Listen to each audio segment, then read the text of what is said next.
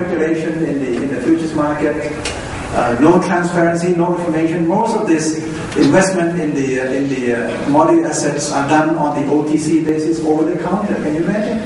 Over the counter, no registration, no information. You go and buy and sell with banks, wherever you like. Nobody knows what's happened. What is the position of banks and positions of funds?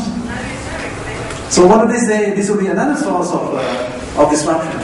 When people discover that somebody has bought too much into one commodity, the prices have dropped with no bottoms, they can go bankrupt. And if it's just only a few hundred billions, it's okay. But if it become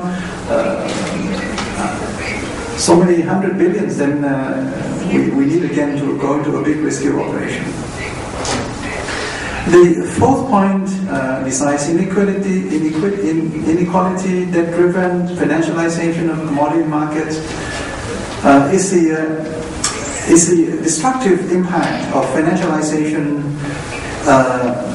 on the profit investment nexus. Now, at UNCTAD, we have this belief that, of course, you save and then you can make investment. But in macroeconomic terms, companies invest because they can retain some profits, or they can borrow from the banks. But the banks are not always accommodating, as we know. So most of the time, and particularly in Asia, we've seen that companies invest and reinvest out of the retained profits.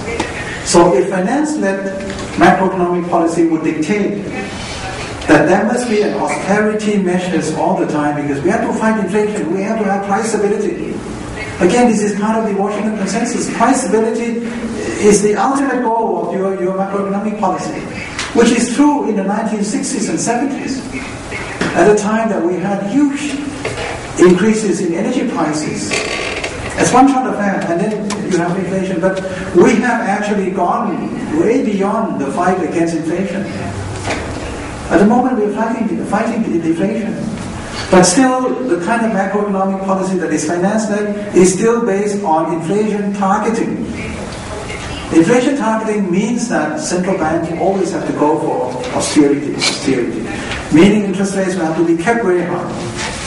And being kept very high interest rates have become a deterrent to further investment.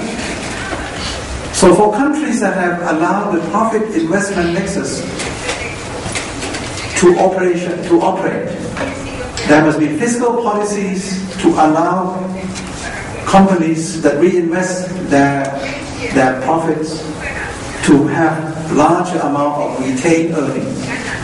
So fiscal policy must support that. Monetary policy must support the low-cost borrowings and things like that. But this didn't happen with the kind of financialization of the economic system.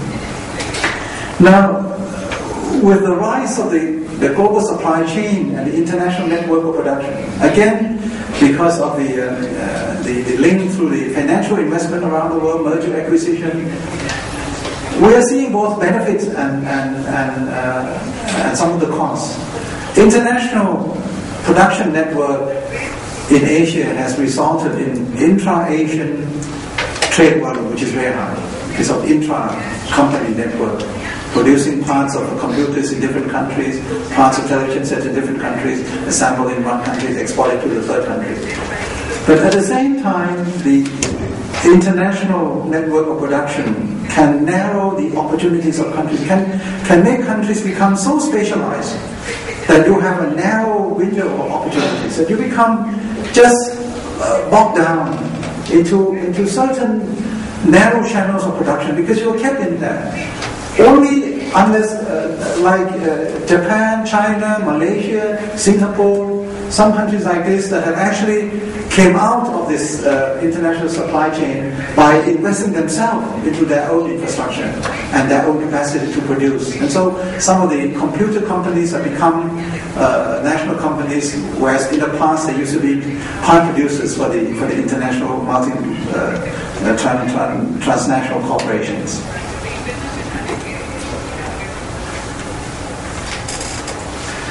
There are different other points that I would like to make on finance-led globalization, and the recurrence of financial crisis once every few years like this, and only financiers making gains and compression on the wage income, the uncontrolled movement of capitals around the world in the last few years with all kinds of stimulus measures, fund overflowings from some economies, in addition because they have actually run out of the fiscal stimulus. Countries have now gone into what they call quantitative easing. You must have heard of quantitative easing. Quantitative easing means money creation by central banks. Just only that, just create money out of nowhere. So this actually can lead to inflation on a global basis. But what happens is that all these funds are not absorbed by the financial system in its countries. Quantitative easing number 1, number 2, and number 3 might be forthcoming soon. They all actually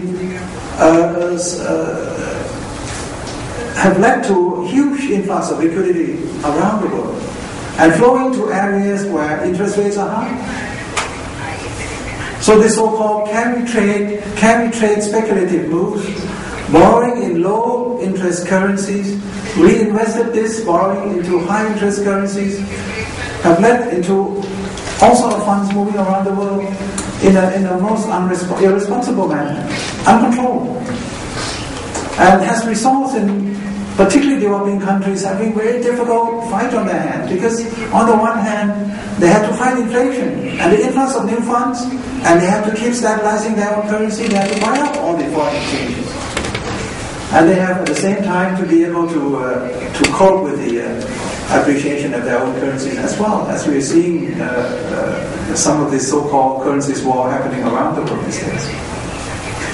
So these are all major problems at the national and international level. Now, I would like to end, and I have gone on for so long, I know we need to come out of this finance-led globalization into development-led or development-centered globalization.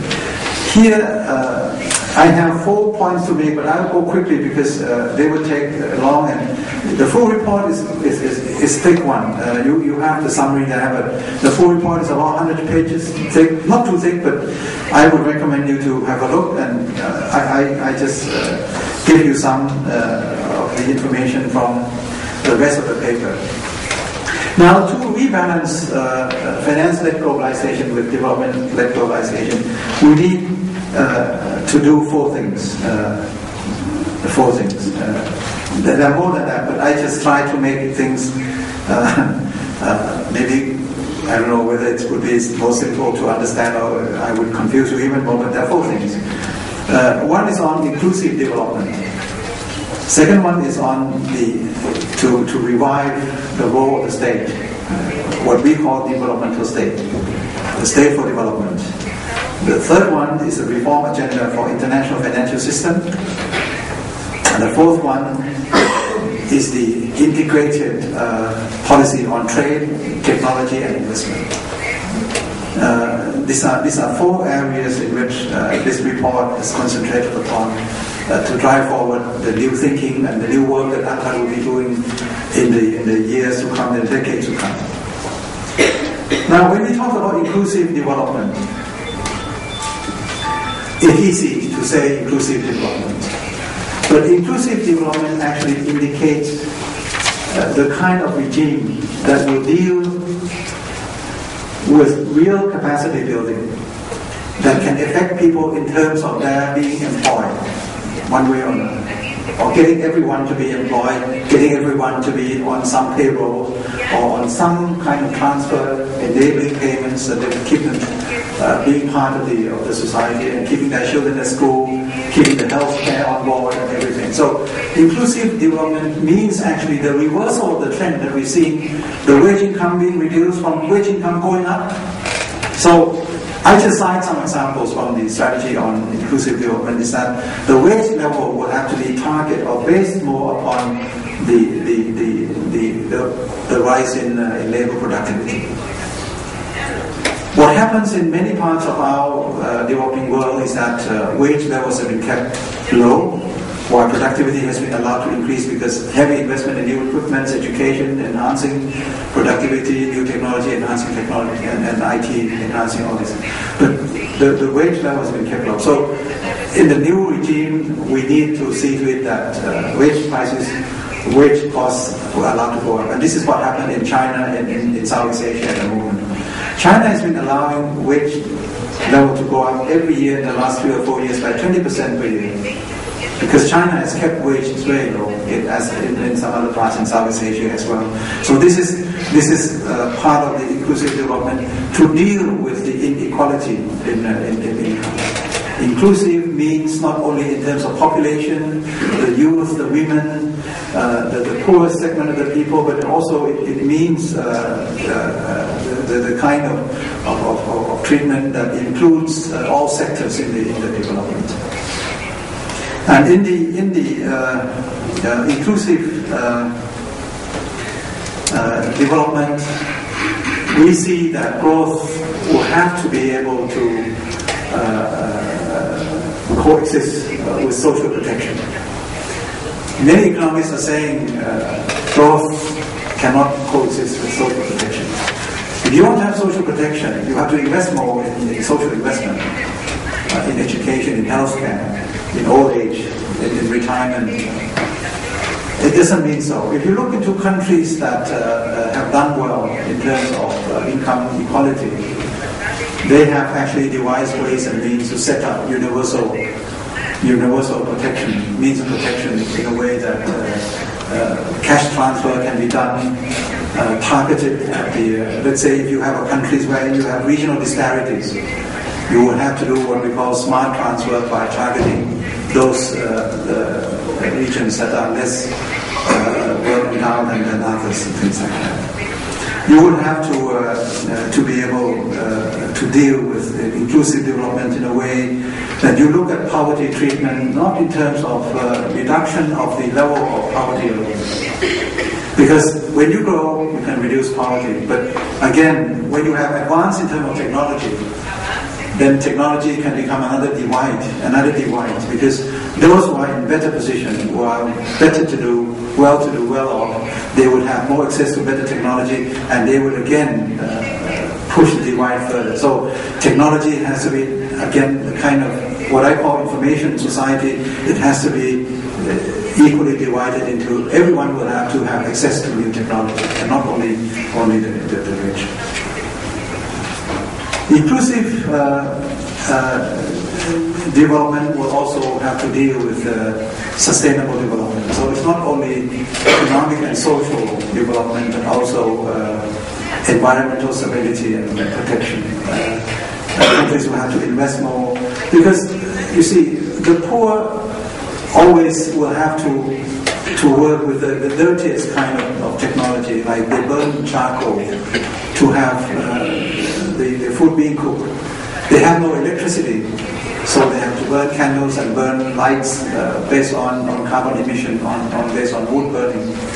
And so in order to have less of that, there must be also the treatment how to transfer this kind of low-hanging technologies to the poor, like what they do in some parts of the world where in villages they have a community of women who go and every day they charge their lamps using solar cells. So in the night they can use the solar cell to ignite, to have lights, and so their children can study. And when children can go to school, study, they can have better education and better development, human development, and so on and so forth. So all these are related, and so it means also the sustainable development. On developmental state, I can be more brief, but developmental states means that the state should not be doing things to compete with the private sector. But it means that the state should be working with the private sector in a way that development concerns can be addressed. For example, in the areas of infrastructure. We keep talking and talking about infrastructure investment everywhere in the world. Here in Latin America, in Africa, in Asia, keep talking about infrastructure investment. Private sector investment in infrastructure is not available because it has long gestation period. It takes tens of decades before that can yield returns. And it has huge capital intensiveness.